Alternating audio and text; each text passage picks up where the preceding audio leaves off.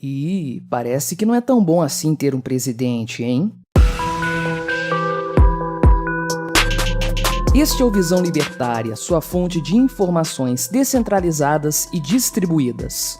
No dia 12 de setembro, o governo argentino de Alberto Fernandes, ao contrário do que apontavam as pesquisas de intenção de voto, sofreu uma grave derrota nas eleições primárias legislativas. Consequentemente, esse resultado fulminou por completo o objetivo do governo de controlar o Congresso e, de quebra, ainda demonstrou uma estratosférica rejeição ao poste de Cristina Kirchner. Para os mais atentos, esse resultado nem chega a surpreender, já que em maio deste ano, uma pesquisa apontou que 72% dos argentinos desaprovavam a gestão Fernandes. Com isso, os argentinos definiram as suas preferências para as eleições do dia 14 de novembro, quando renovarão metade da Câmara de Deputados e um terço do Senado. As eleições primárias na Argentina são uma das poucas no mundo abertas e obrigatórias a toda a população. O voto vai para quem o eleitor gostaria de ter como candidato, definindo também a preferência para as eleições gerais. Assim, o resultado atual permite ver claramente quem deve vencer no futuro. Os candidatos do governo a disputar assentos no Congresso perderam em eleições primárias em 18 dos 24 distritos do país, segundo os resultados oficiais.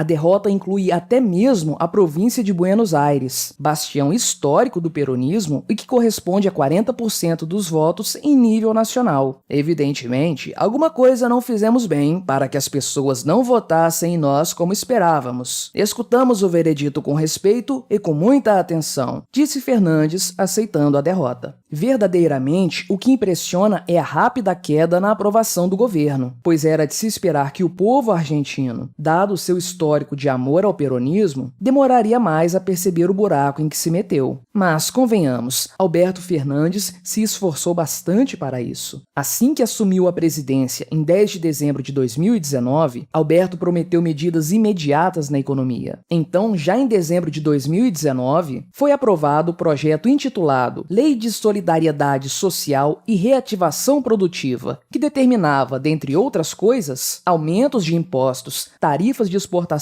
de produtos agrícolas, além de modificações nos reajustes das aposentadorias. Também foi criado o Imposto por uma Argentina Inclusiva e Solidária, que nada mais era que a sobretaxa em várias transações de câmbio, desde compra de moeda estrangeira e cheque de viagem, até o pagamento de bens e serviços no exterior, saques em dinheiro no exterior e compras através de plataformas digitais. O governo também lançou um carnê de alimentação para os mais pobres, o qual servia para trocar por alimentos da cesta básica. Além disso, o presidente continuou com algumas políticas já fracassadas de Macri, como limitar a compra de dólares e, como não poderia deixar de ser, também apostou forte no tabelamento de preços. Ele aumentou o número de produtos, de 70 para 308, que entraram para o plano Preços Cuidados, programa que vigia e impede aumentos abusivos de produtos considerados essenciais para as famílias, que vão desde higiene e limpeza até alimentos e bebidas. Alberto também congelou o preço de serviços como eletricidade, gás e transporte. Só isso já seria receita suficiente para o fracasso. Mas, como vocês sabem, o pior estava por vir. Com o início da seita de 2020, que trouxe da China aquilo que não deve ser nomeado, o governo de Alberto Fernandes implementou de forma invejável os mandamentos do cientificismo em seu país, realizando as mais severas e rígidas medidas restritivas do mundo.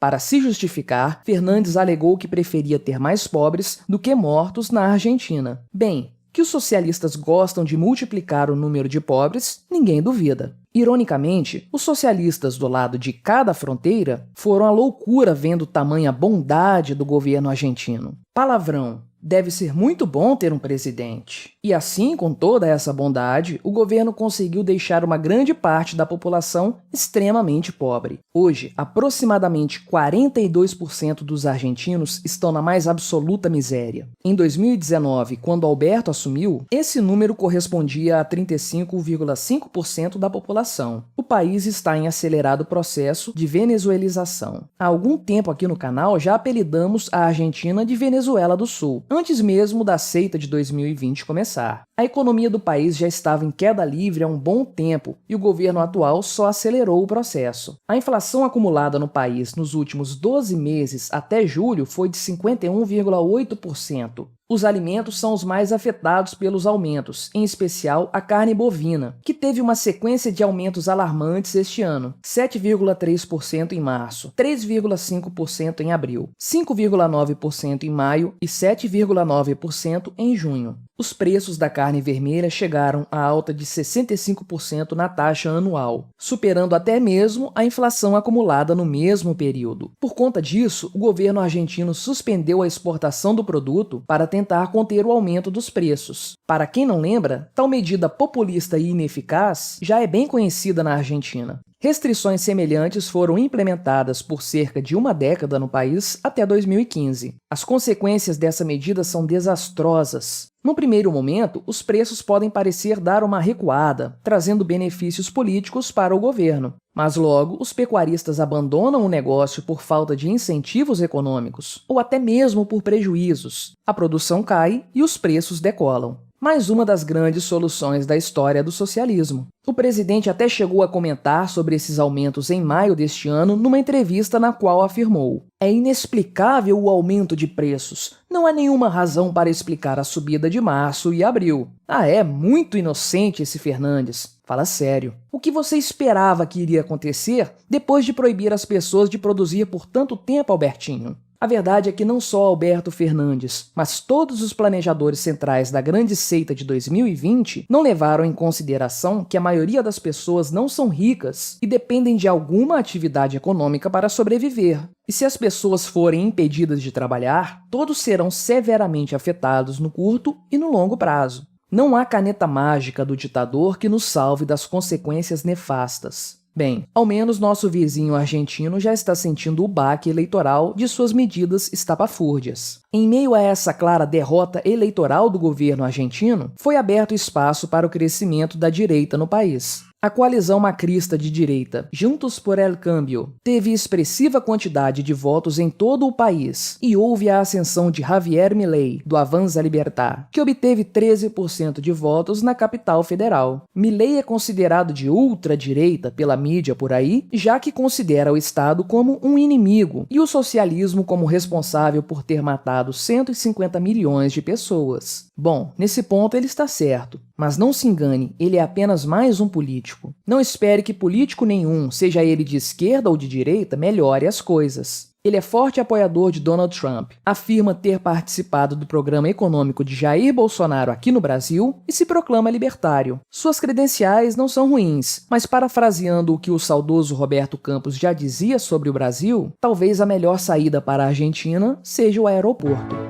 Seja como for, o fato é que Milei faz um enorme sucesso entre os mais jovens. Hoje, a revolução é liberal, diz Milei frequentemente para explicar o perfil de seus eleitores. Isso só mostra o que já falamos muito aqui no canal. Por mais que o discurso socialista engane as pessoas por um tempo, ele já não tem mais a força que tinha antes, graças ao amplo acesso à informação que as pessoas têm hoje. Está cada vez mais difícil manipular a opinião pública e manter narrativas mentirosas. Será que veremos uma grande reviravolta eleitoral na Argentina nos próximos meses? Isso só o tempo dirá. Mas algo mais importante que isso, e que claramente já está acontecendo, é que a informação descentralizada e distribuída está mudando os rumos do jogo a cada dia de maneira muito expressiva. Isso é muito mais importante que o resultado de qualquer eleição, como bem apontado por Milei em uma de suas entrevistas. Antes, ser rebelde era ser de esquerda, e agora o status quo é de esquerda.